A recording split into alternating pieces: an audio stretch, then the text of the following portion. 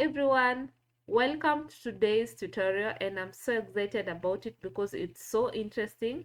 We are going to learn how to highlight alternate rows in Excel. So I first want to differentiate my header. So let's select the header, and then under the home tab, go to sort and filter, and then click filter, and then put a different cell color. So from there, what you need to do is to select your data, and then under the home tab, go to conditional formatting, and then click new role, then click use a formula to determine which cells to format, and at this bar, put your cursor there, then type equal sign, then type is odd, and what this will do, um, it will select all the odd rows, that is all rows that are not divisible by 2, like 1, 3, 5, and 7. So from there, open the brackets and then type row, then put empty brackets, that is opening and closing brackets, then close the brackets again, then go to format, and you can format the rows in any way, whether it's number format, font, border, but our interest right now is the fill. So from here, select the color of your choice and then click OK. Then you can see the preview here, then click OK again.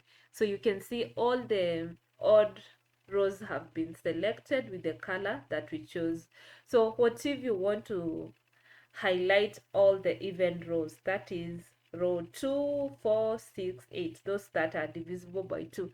Again, you need to select the data set, and then under the home tab, go to conditional formatting, and in this case we shall not go to new rule because our rule is already there. We shall click manage rules to edit the rule that is already there. So let's click manage rules and then click edit rule, and then from here we shall edit is odd and change it to is even, and then we can change the click format so that we can change the fill to a different one, like this one. Then from there, click OK, then OK, then OK again.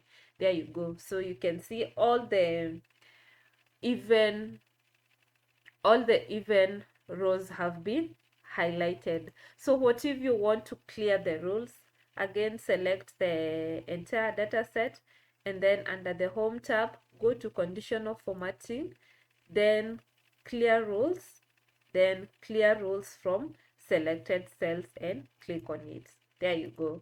So it's as easy as that, and this marks the end of our today's tutorial. If you found this helpful, kindly leave a comment down below, subscribe to our channel, like, and see you in our next tutorial. Bye.